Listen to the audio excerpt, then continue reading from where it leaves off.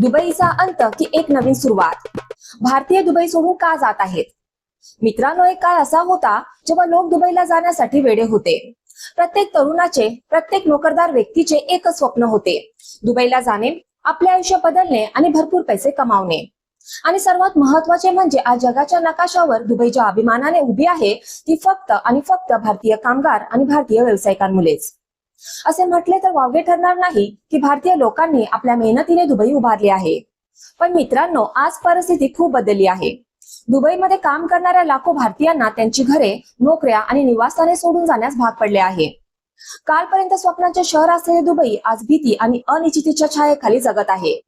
पण आज हा प्रश्न पडतो, दुबईतून परतणाऱ्या लाखो लोकांचे काय होईल? ते निघून गेल्यावर दुबईच्या रिअल इस्टेटचं काय होईल? दुबईच्या मोठ्या 5 स्टार आणि 7 स्टार हॉटेलचं काय होईल? आपले पैसे काढून पळून जाणाऱ्या दुबईच्या लक्षाधीशांचे काय होईल? दुबईचे भविष्य काय असेल? नमस्कार मित्रांनो, मी पूनम गावण. आजच्या विशेष व्हिडिओमध्ये आपण या सर्व प्रश्नांची उत्तरे जाणून घेणार आहोत. त्यामुळे हा व्हिडिओ शेवटपर्यंत नक्की पहा, कारण आज तुम्हाला अशा अनेक गोष्टी समजतील ज्या तुम्ही यापूर्वी कधीही ऐकल्या नसतील. दुबईचा सुवर्णकाल आणि भारतीयांचे योगदान. मित्रांनो, जर आपण काही दशक मागे वळून पाहिले तर दुबई फक्त एक वाळवंट होते. पण तेव्हा तिथे शासकाने एक अशा शहराचे स्वप्न पाहिले जे जगातील इतर सर्व शहरांपेक्षा वेगळे असेल.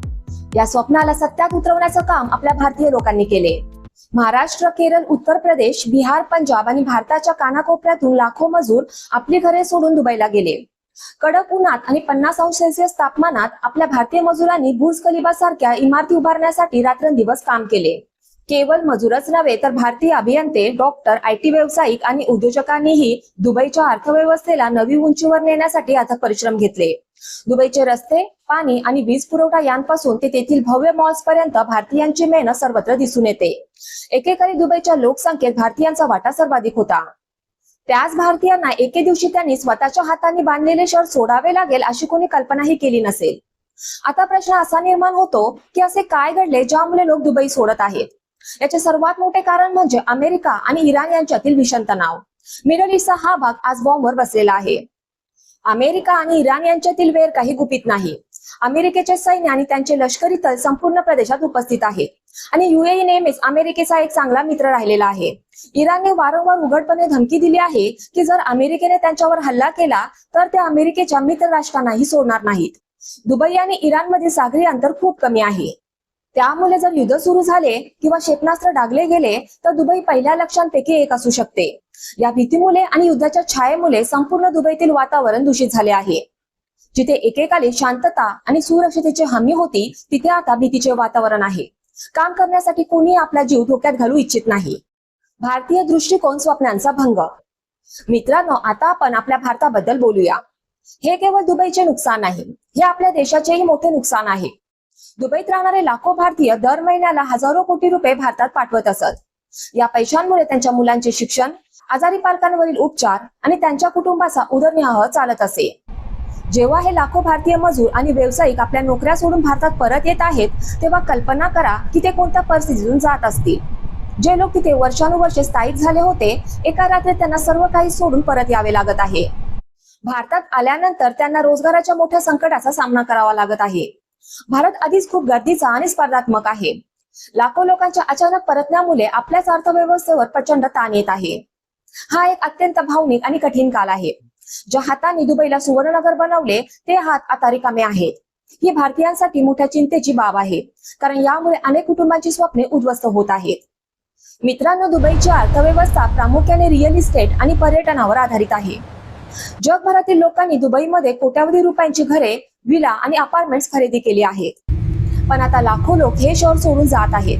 परिस्थिती अशी आहे की मोठी आलिशान घरे रिकामी पडून आहेत. ती भाड्याने घेण्यासाठी कोणीही नाही. जे नवीन प्रकल्प बांधले जात होते ते मध्येच थांबतील अशी भीती आहे. जर खरीददार नसतील तर रिअल इस्टेट धोक्यात येतील. आणि हा केवळ रिअल इस्टेट पुरता मर्यादित प्रश्न नाही, तर दुबईचे 5 स्टार आणि 7 स्टार हॉटेल्स पण धोक्यात येतील. एकेकाळी जगभरातील पर्यटकांसाठी दुबई ही एक प्रमुख पसंतीचे ठिकाण होते. पण उद्याच्या भीतीने पर्यटकांनी आपली तिकिटे आणि हॉटेल्स बुकिंग रद्द करण्यास सुरुवात केली आहे. जी हॉटेल्स पूर्वी पूर्णपणे भरलेली असायची ती आज ओस पडली आहेत. पर्यटक आणि रहिवाशांशिवाय या गगनचुंबी इमारती केवळ सिमेंटच्या वास्तू बनून राहतील. दुबईतील लक्षाधीशांचे स्थलांतर. मित्रांनो, कोणत्याही देशाच्या प्रगतीसाठी तिथे श्रीमंत लोक म्हणजेच गुंतवणूकदार असणे खूप महत्वाचे आहे. दुबई हे जगभरातील लक्षाधीश आणि अब्जाधीशांचे नेहमीचे आवडते शहर राहिले आहे. इथे आयकर नव्हता, इथे सुरक्षा आणि अत्यंत आलिशान जीवनशैली होती. पण आजच्या तणावपूर्ण वातावरणात दुबईचे लक्षाधीश हे शहर सोडून जात आहेत.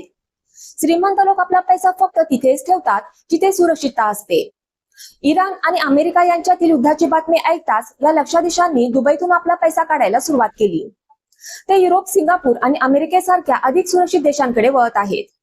जेव्हा मोठ्या प्रमाणात पैसा देशाबाहेर जाऊ लागतो तेव्हा अर्थव्यवस्थेला मोठा धक्का बसतो. कंपन्या गुंतवणूक गमावतात, रोजगार घटतो आणि बाजारपेठांमध्ये पैशाची कमी होते. या लक्षाधीशांचे पलायन दुबईसाठी एक मोठी धोक्याची घंटा आहे. तर आता सर्वात मोठा प्रश्न, दुबई खरोखर उद्ध्वस्त होईल की हा फक्त एक वाईट काळ आहे जो निसटून जाईल? युएस सरकार आणि दुबईचे शासक अत्यंत समजदार आणि दूरदृष्टीचे आहेत. त्यांना हे समजले आहे की ते केवळ तेल किंवा पर्यटनावर अवलंबून राहू शकत नाहीत. दुबई सरकार आता या कठीण काळातून बाहेर पडण्यासाठी नवीन मार्ग शोधत आहे. ते तंत्रज्ञान, AI आणि हरित ऊर्जा या क्षेत्रांमध्ये काम करत आहेत. युद्धामुळे कोणाचाही फायदा होत नाही हे ओळखून ते अमेरिका आणि इराण यांच्यात शांतता टिकवून ठेवण्याचा प्रयत्न करत आहेत. परंतु वास्तव हे आहे की जोपर्यंत मिडल ईस्टचा तणाव पूर्णपणे मिटत नाही तोपर्यंत दुबईवर घोंघवणारे संकट कायम राहील. दुबईला आपले पूर्वीचे वैभव पुन्हा मिळवण्यासाठी अनेक वर्षे लागण्याची शक्यता आहे. आणि सर्वात महत्वाचे म्हणजे दुबईने हे समजून घेतले पाहिजे की भारतीय कामगार आणि भारतीय प्रतिमेशिवाय हे शहर पुन्हा आपल्या क्षमतेने कधीच धावू शकणार नाही. मित्रांनो, दुबईचा प्रवास विलक्षण राहिला आहे. एका वाळवंटापासून जगातील सर्वात आधुनिक शहर बनण्यापर्यंतची ही कहाणी उल्लेखनीय आहे. परंतु आज भूराजकारण आणि जगातील सर्वात शक्तिशाली राष्ट्रांमधील परस्पर स्पर्धेने या शहराला एक महत्वाच्या वळणावर आणून ठेवले आहे. आपल्या नोकऱ्या सोडून भारतीय बंधू भगिनींचे परत येणे ही खरोखरच एक दुःखद घटना आहे. जगात शांतता नांदावी आणि लोकांचे जीवन व रोजगार सुरक्षित राहावेत अशीच आपण आशा करू शकतो. मित्रांनो, तुम्हाला काय वाटते? दुबई या भीषण संकटातून बाहेर पडू शकेल का? की दुबईचा सुवर्णकाळ कायमचा संपेल? अमेरिका आणि इराणने हा प्रश्न संवादातून सोडवायला नको का?